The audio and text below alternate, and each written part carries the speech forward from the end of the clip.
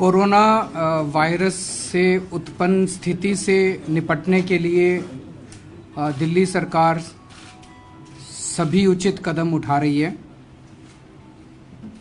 अभी तक दिल्ली में टोटल 10 मरीज पाए गए हैं।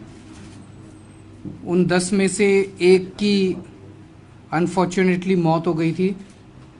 2 पेशेंट्स ठीक होकर घर चले गए हैं और उनमें से एक पेशेंट सिंगापुर चले गए हैं। तो 6 पेशेंट्स अभी जो दिल्ली से बिलोंग करते हैं, दिल्ली के 6 पेशेंट्स हैं। उनमें से उनको भी काफ़ी दिन हो गए हैं, तो उनमें से भी कई अब ठीक होने की स्थिति में है। उनमें से कोई भी ऐसा सीरियस नहीं है। हमारे पास टोटल क्वारंटाइन करने के लिए 768 बेड्स की कैपेसिटी है। उनमें अभी केवल 57 ऑक्यूपेंसी है। 711 बेड अभी खाली हैं। टोटल हमारे पास 550 बेड्स हैं, आइसोलेशन बेड्स अपने दिल्ली सरकार के हॉस्पिटल्स में, कि अगर कोई बीमार हो जाता है तो बीमारों को एडमिट करके उनका इलाज करने के लिए हमारे हॉस्पिटल्स में 550 बेड्स हैं और केंद्र सरकार के हॉस्पिटल्स में 95 बेड्स हैं। उन 550 में से अभी केवल 40 की ऑक्यूपेंसी है। 40 वो लोग हैं जो सस्पेक्ट्स हैं, उनको भी आइसोलेशन वार्ड्स में हमने रखा हुआ है। और 95 जो केंद्र सरकार के हैं उसमें 67 उसमें ऑक्यूपाइड हैं, तो उसमें भी काफी बेड्स अभी खाली हैं।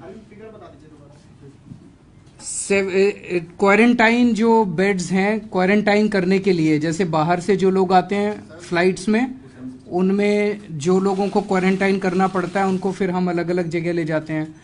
उसमें 768 बेड्स हैं टोटल, जिसमें से 57 ऑक्यूपाइड हैं, 711 खाली हैं।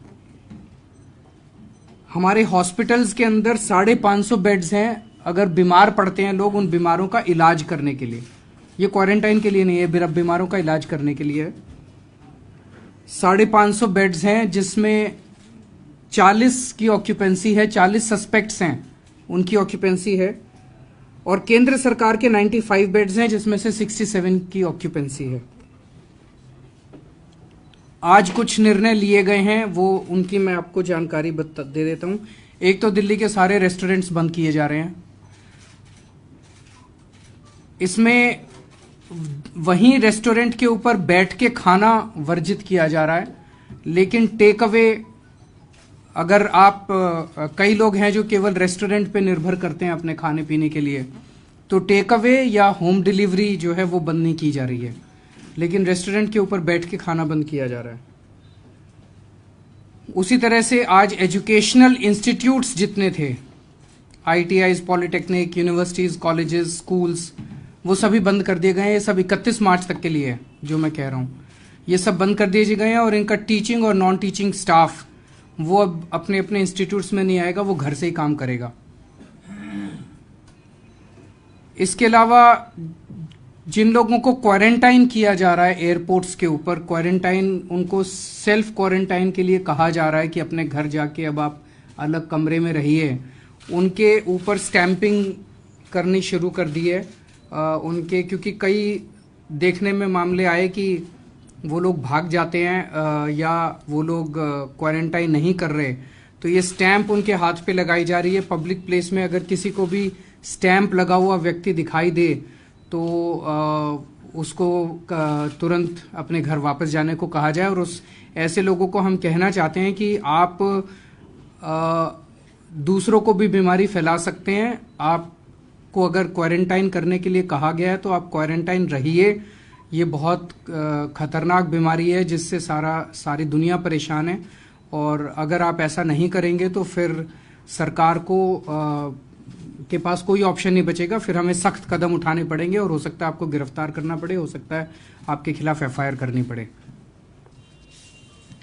हमारा जो ट्रांसपोर्ट डिपार्टमेंट है, हम लोग डेली सभी बसेस का डिसइंफेक्शन कर रहे हैं, डेली सभी ISBTs का डिसइंफेक्शन कर रहे हैं, सभी मेट्रोज का किया जा रहा है, और हमारे सभी बस डिपोज में चाहे वो क्लस्टर के हो चाहे डीटीसी को, सभी बस डिपोज के अंदर सुबह 10 बजे से 12 बजे तक और शाम को 4:30 से 6:30 बजे तक ऑटोज का, टैक्सीज का, ग्रामीण सेवा का, प्राइवेट जो पब्लिक सर्विस व्हीकल्स हैं उनका भी डिसइंफेक्शन फ्री में किया जा रहा था। लेकिन वहाँ बहुत बड़ी बड़ी लाइनें लगने लग गई, तो आज ये निर्णय किया गया कि सुबह 10 बजे से 6 बजे तक पूरा दिन प्राइवेट व्हीकल्स का भी डिसइंफेक्शन किया जाएगा। जो भी आएगा उनका डिसइंफेक्शन किया जाएगा और अगर किसी डिपो पे ज़्यादा भीड़ लगेगी तो वहाँ पे मैन पावर भी डबल कर दी जाएगी। एक ये देखने में आया पिछले कुछ दिनों में कि जो हमारे इंटरस्टेट बसेस हैं, लॉन्ग डिस्टेंस जो आती हैं इंटरस्टेट बसेस, उनमें काफ़ी कमी आई है। जम्मू कश्मीर ने टोटल बंद कर दिए हैं, नेपाल ने टोटल बंद कर दिए हैं। सभी लोगों से हमारी हाथ जोड़ के अपील है कि स्थिति की नाजुकता को समझते हुए कम से कम घर से बाहर निकलें, ज़्यादा से ज़्यादा घर के अंदर रहें, जो भी काम है घर से ही करने की कोशिश करें। प्राइवेट सेक्टर की सभी कंपनी से, प्राइवेट सेक्टर के सभी इंस्टीट्यूशन से हमारी विनती है कि आप अपने अपने एम्प्लॉयज़ को घर से काम करने का ऑप्शन दीजिए, घर से काम करने के लिए कहिए ताकि वो दफ्तर ना आए, ताकि कहीं भी भीड़ ना हो। और अगर ज़रूरत ना हो तो सब लोग अपने अपने घर के अंदर ही रहें। उसी तरह से जितने सीनियर सिटीजन्स हैं उनसे ख़ास तौर से हमारी रिक्वेस्ट है, वो सबसे ज़्यादा हमने पाया अभी तक दुनिया भर के जो एक्सपीरियंसेस हैं कि सबसे ज़्यादा वल्नरेबल वही हैं। तो सीनियर सिटीजन से ख़ास तौर से कि हम लोग देखते हैं कई बार सुबह और शाम को वो वॉक करने के लिए निकलते हैं और झुंड में इकट्ठे होते हैं। तो अभी थोड़े दिन अगर हो सके तो अपने अपने घर में रहें, बाहर ना निकलें। सबसे ज़्यादा एहतियात सीनियर सिटीजन्स को बरतने की ज़रूरत है। एक निर्णय और लिया गया अभी 2-4 दिन पहले, हमने कहा था कि 50 से ज़्यादा गैदरिंग अलाउ नहीं की जाएगी। Social, cultural, political, religious, academic, sports, seminars, conferences, वो 50 को कम करके 20 कर दिया है। 20 से ज़्यादा कोई भी गैदरिंग अलाउ नहीं की जाएगी। मेरी सभी लोगों से अपील है कि घबराने की ज़रूरत नहीं है, एहतियात की ज़रूरत है, अपने को बचाने की ज़रूरत है। जितना हम अपने आप को बचाएंगे उतना हम इससे बच पाएंगे। कल जो एक हादसा हुआ सफदरजंग हॉस्पिटल के 7th फ्लोर से, एक मरीज ने अपनी खुदकुशी कर ली, तो सबको ये समझने की ज़रूरत है कि इसमें अधिकतर लोग, ये ऐसा नहीं है कि कोरोना वायरस अगर बीमारी हो जाए तो जान चली जाती है।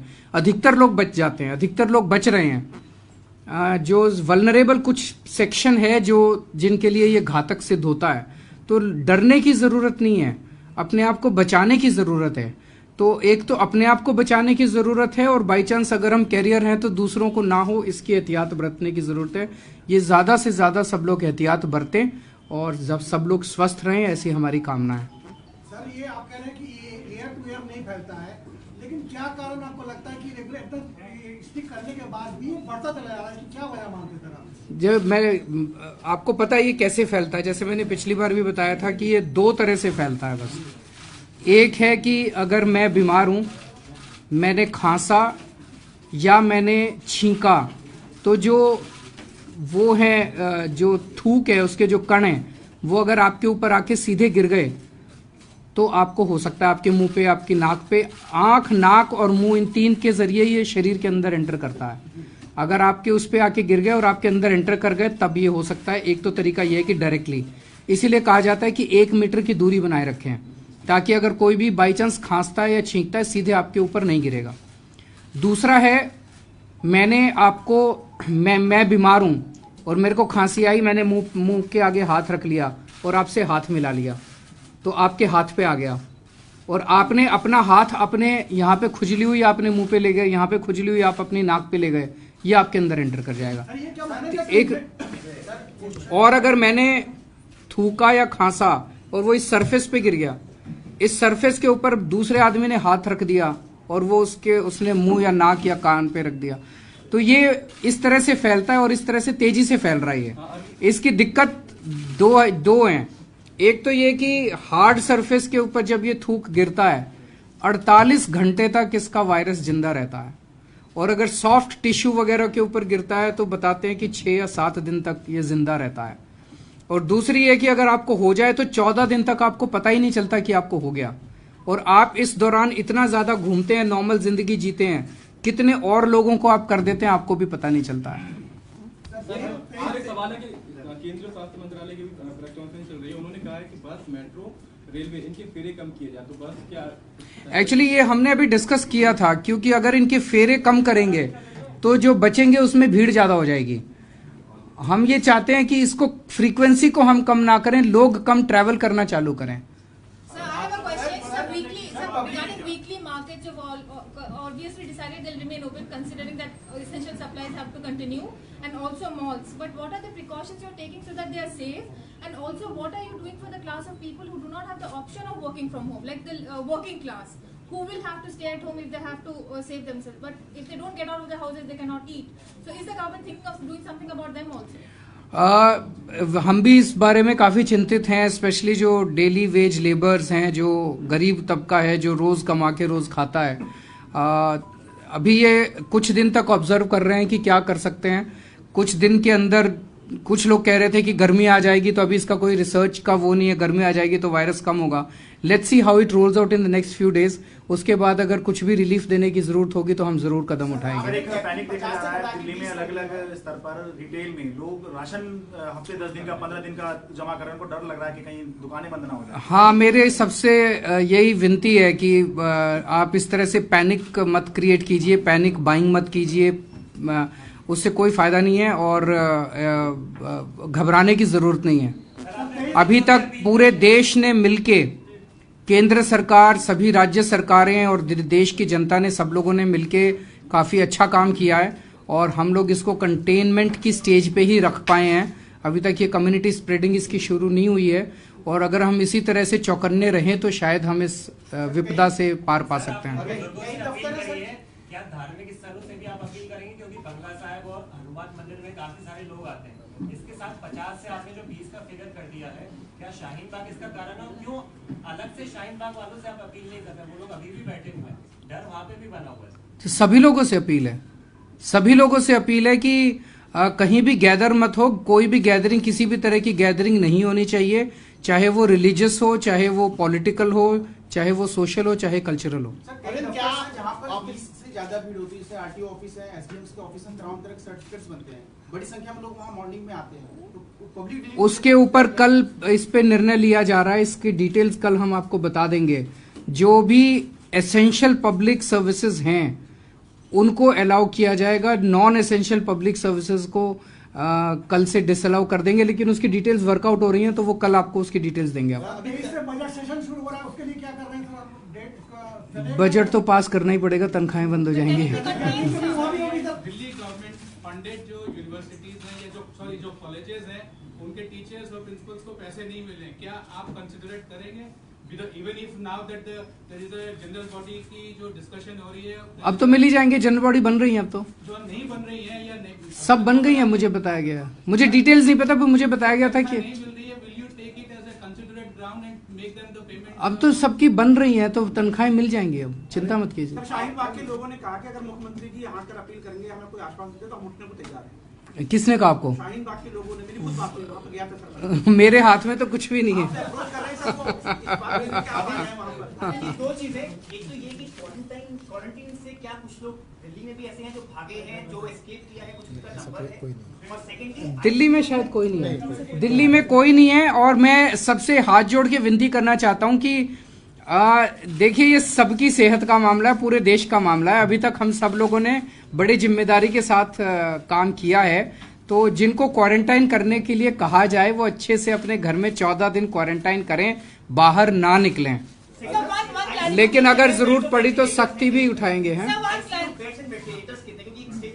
हाँ, इसके लिए भी आज चर्चा हुई थी। सारी दिल्ली सरकार के जितने हॉस्पिटल्स हैं उसमें सारे वेंटिलेटर्स सब वर्किंग कंडीशन में होने चाहिए, सारी मशीनें वर्किंग कंडीशन में होनी चाहिए। वो हम डायरेक्शंस इशू कर रहे हैं, अगर जरूरत वो हम आपको बता देंगे। हम सारी मैपिंग कर रहे हैं, प्राइवेट वालों की भी मैपिंग कर रहे हैं और अपने सरकारी हॉस्पिटल्स की भी मैपिंग कर रहे हैं कि कहाँ कहाँ क्या क्या सुविधाएं हैं। जरूरत पड़ने पे हम सब चीजों को लागू कर सकें। Sir, one clarification, please. When you said that non-essential services